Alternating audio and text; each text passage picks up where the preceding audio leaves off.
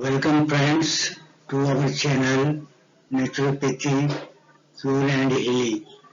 I am Dr. B.K. Jha, DNYS, practicing naturopathy since last 5 years and have cured thousands of patients without medicine. Today we shall discuss about piles, meaning bawasir. बवासीर के बारे में हम basic परिचय जो है देंगे। Piles आजकल की सबसे आम बीमारियों में से एक है। हर तीसरे आदमी को पाइल्स है। ये पाइल्स दो प्रकार के होते हैं, एक बाहरी बवासीर और एक आंतरिक बवासीर। बाहरी बवासीर में दर्द होता है लेकिन खून ज्यादा नहीं आता है। इसके विपरीत आंतरिक बवासीर होने पर काले रक्त का स्राव होता है।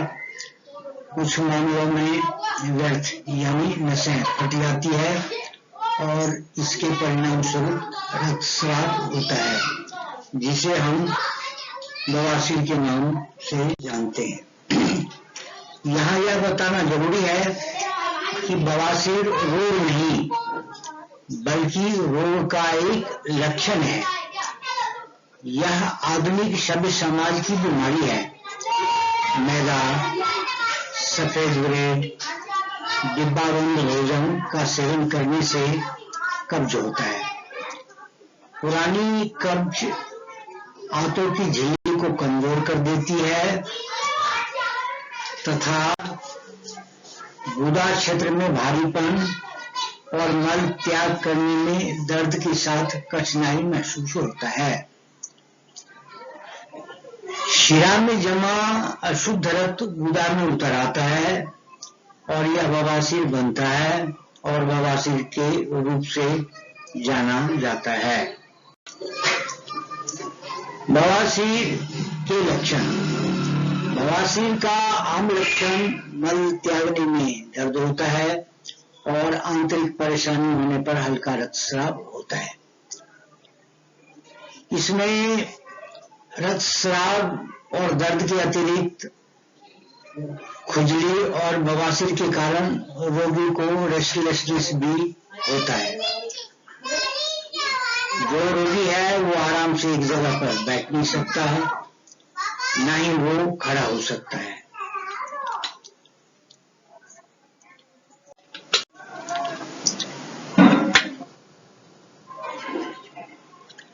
लंबे समय तक खड़े रहने या बैठने, जोरदार काम करने, मोटापा और शरीर के ऊतकों की सामान्य कमजोरी बवासीर के अन्य माध्यमिक कारण है। मानसिक तनाव और नींद न आना भी पाइल्स का एक कारण है। जितना हम पचाते हैं उससे अधिक खाने से मानसिक तनाव और आपके शरीर पर एक सापेक्ष प्रभाव पड़ता है।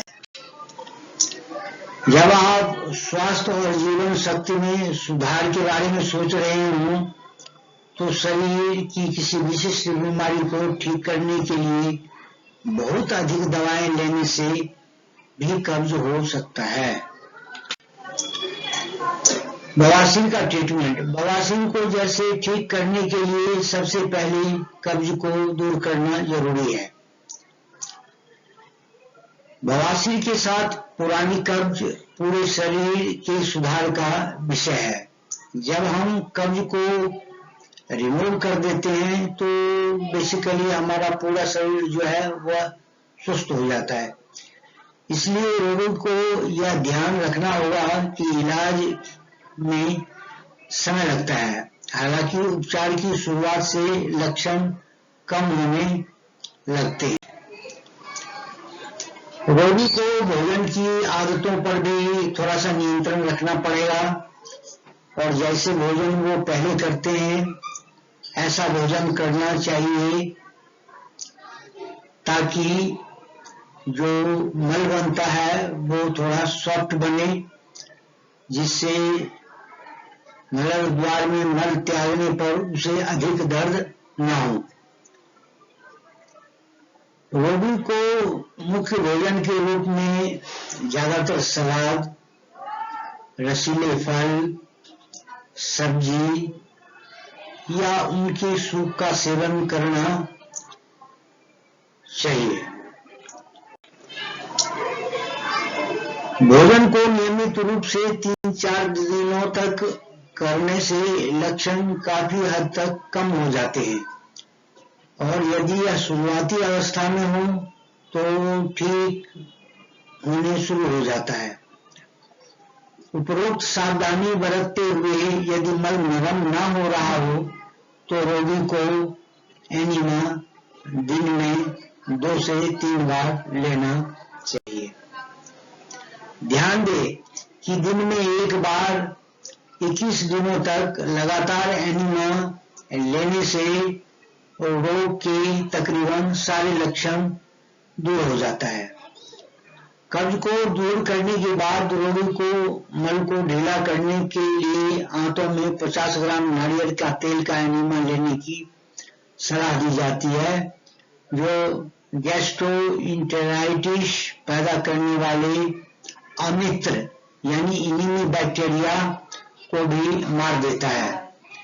इसी दरमियान 2-3 रोज छाछ से भी एनिमा लेनी चाहिए ताकि मित्र बैक्टीरिया की बढ़ोतरी हो जाए।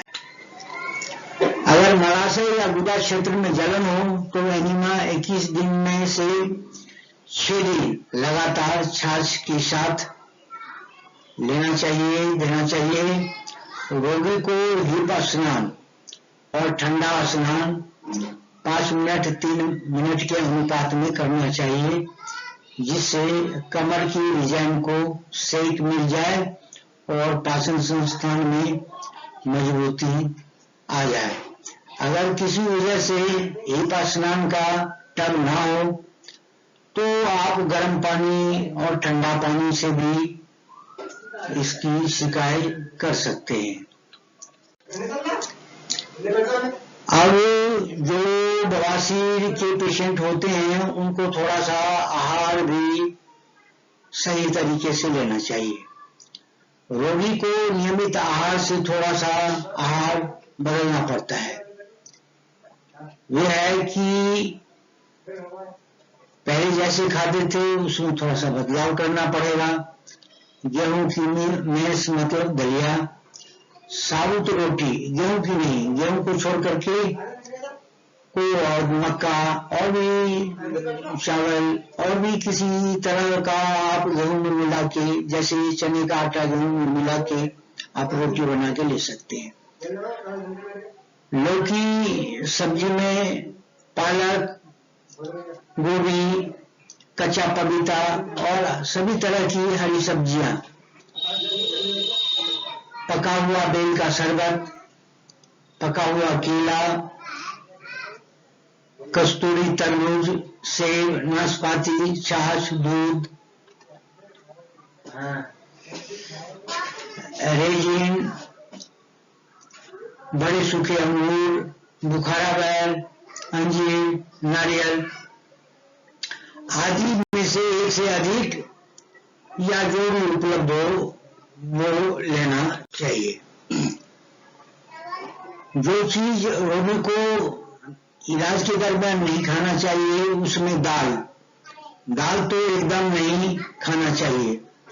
इसके अतिरिक्त उत्तेजक पदार्थ पूरी तरह से नहीं खाना चाहिए। जो उत्तेजक पदार्थ हैं वो चाय है, कॉफी है और तंबाकू है, बीड़ी है और नशीली पदार्थ हैं। उपरोक्त के अलावा रोगी को मल को ढीला करने के लिए प्रत्येक भोजन के साथ 3 ग्राम इसबगोल लेना चाहिए। इससे आंतों में भी फिसलाहट आती है और मुकस जो है वो भी बाहर निकलता है और कई तरह के फायदे होते हैं इसबगोल का सेवन करने से। मुझे आशा है कि रोगी 30 दिनों के भीतर या उससे पहले ही ठीक हो जाएगा। Thank you.